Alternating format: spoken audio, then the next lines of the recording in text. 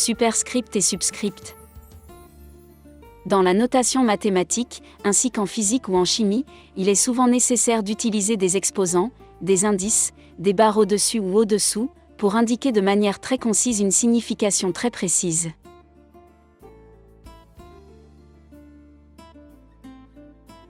Prenez, par exemple, le symbole du degré, ou premier, ou second, pour dire quelque chose de simple, ou simplement l'indice V1, ou le symbole du vecteur, ou masse 1 et 2, pour distinguer, par exemple, 2 lignes, 2 vecteurs, 2 forces, 2 masses, et ainsi de suite.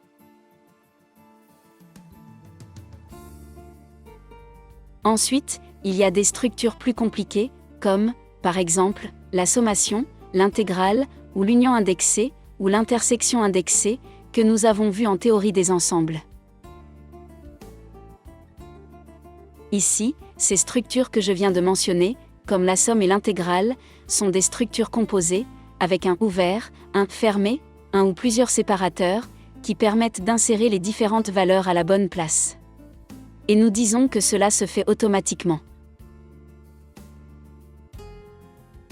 Cependant, il existe en réalité de nombreuses variables et de nombreuses possibilités, et il n'est pas possible de gérer et d'organiser toutes les structures possibles requises a priori, car parfois la demande consiste à insérer simplement des index à gauche, à droite, au-dessus ou au-dessous de manière assez diverse.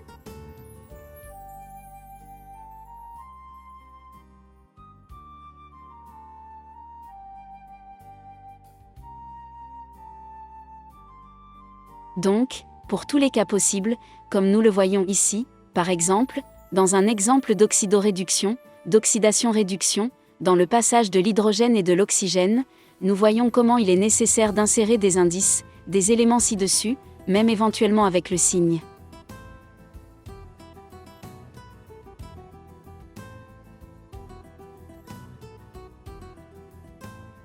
C'est assez simple, car si, par exemple, j'écris la lettre A et que je veux mettre un indice plutôt qu'un exposant,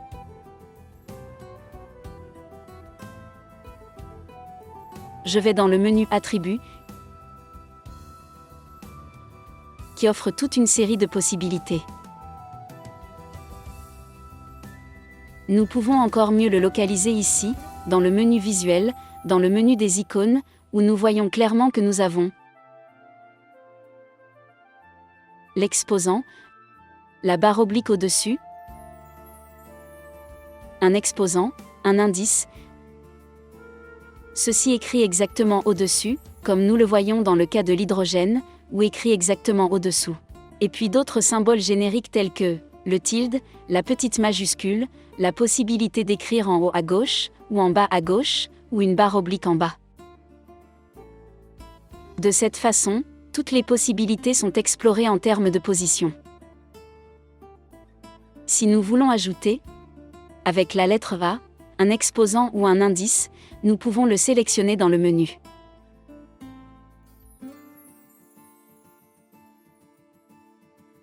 Par exemple, comme ceci. Et en effet, le symbole qui apparaît peut également être écrit ou lu par la synthèse vocale, de sorte qu'il est décrit et que nous comprenons exactement où il a été inséré. Mettons un minute ici et ajoutons également, par exemple, un indice. Cette fois, je vais l'insérer à partir d'ici pour que ce soit plus rapide, le voici. Nous avons donc à la fois un exposant et un indice. Vérifions avec F4 que c'est exactement ce que vous vouliez écrire. Vous pouvez le faire dans autant de positions que vous le souhaitez.